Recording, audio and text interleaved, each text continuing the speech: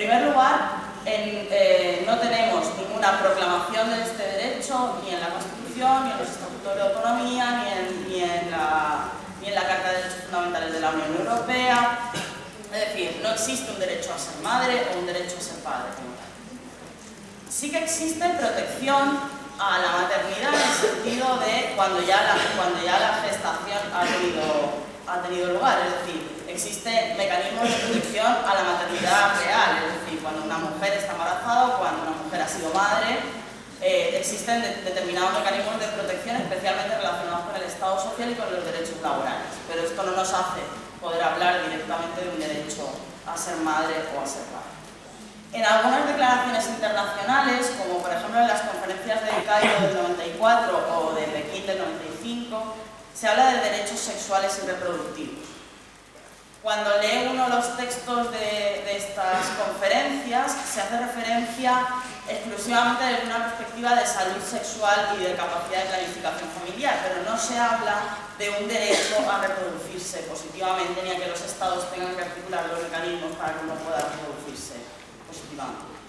En cualquier caso, estas conferencias no son normas de derecho internacional, sino directrices interpretativas de derechos que ya estuvieran reconocidos en los distintos ordenamientos. Con lo cual,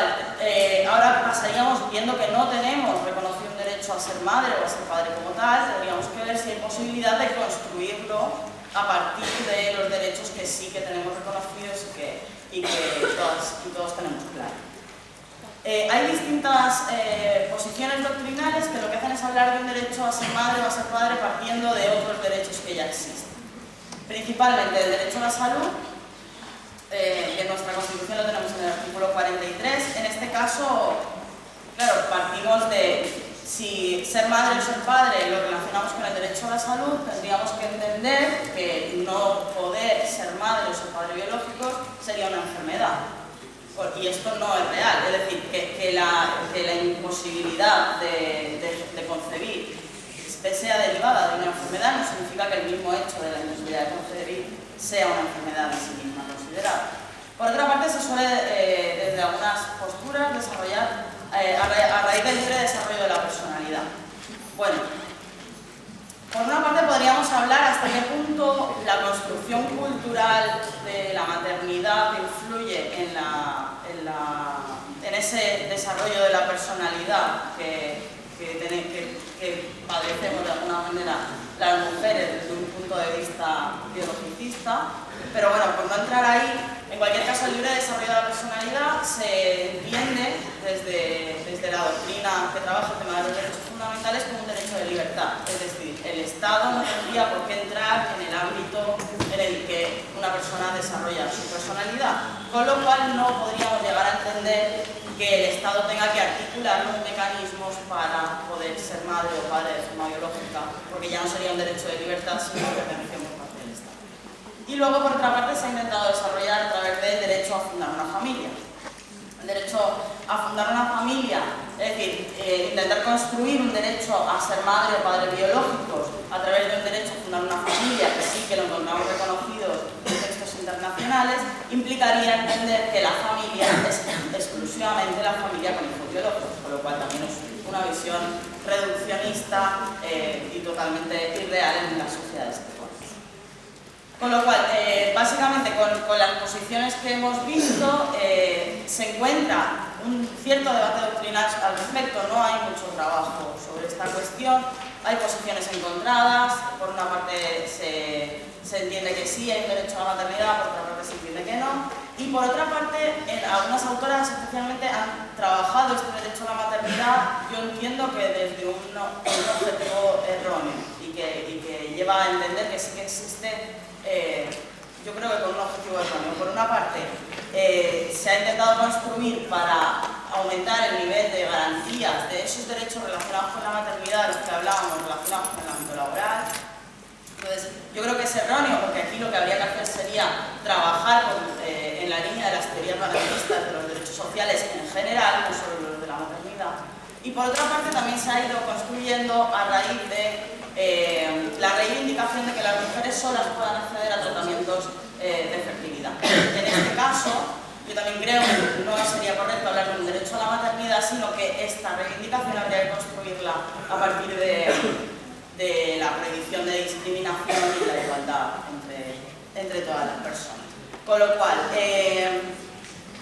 defender la existencia de un derecho a la maternidad o a la paternidad a partir del uso del cuerpo de otra persona para que ese derecho pueda ser efectivamente asegurado es cuanto menos peligroso. Yo la postura que intento traer aquí es que no existe un derecho a ser madre ni a ser padre, es un deseo y como tal el Estado no tiene la obligación de establecer los mecanismos para que eso pueda ser efectivo. En cualquier caso, si partimos de esta base, los padres de intención no tendrían un derecho sino un deseo, pero sí que tendríamos derechos tanto de los menores, de los niños y niñas que puedan nacer con esta práctica, como de las mujeres gestantes a través de esta práctica, que sí que podrían verse vulnerados, que aquí sí que podríamos estar hablando de derechos fundamentales en juego, por lo cual, a la hora de poner esta cuestión encima de la mesa tenemos que tener mucho cuidado porque no son los padres quienes tienen derechos fundamentales en juego. Gracias.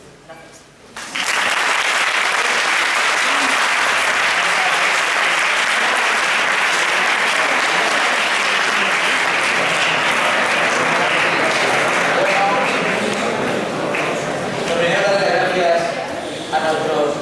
ponentes por sus me confirman que brillantes exposiciones y que me han hecho especialmente interesante para los alumnos. El tema de la a mí me interesa mucho de luego y lamentablemente no he podido escucharlo por lo que logrado porque estoy escuchando certificado con el profesor de la Gracias a todos, sinceramente, por estar con la silencio y un momento, no nos puede ir. Hoy, como ven, hemos logrado cumplir el horario, pero que agradable, ¿no? Sí. Bueno, antes, a las 8:30. La jornada, el Congreso Internacional, no son cualquiera jornada, no hay muchos congresos internacionales sobre derechos en Extremadura, mis compañeros pueden atestiguar que es así, y encima como lo estamos haciendo, gracias a ustedes y al equipo, a los ponentes, nacionales y extranjeros, donde tengamos una participación importante de profesores de la casa, de España, de fuera de España, incluso más allá del Atlántico, incluso en otros idiomas como se han dado, pensé que tenemos que mejorar todo el inglés, pero gracias a eso, y ustedes dirán, es muy maratoniano, de acuerdo, pero las ponencias han sido interesantes, limitadas en el tiempo, y estoy convencido de que no se van a ir a repetir. Hoy hemos terminado, mañana ya daremos la última jornada. Espero, les pido disculpas por los fallos que haya habido, que son todos a mí atribuibles, y les agradezco sinceramente pues, la participación.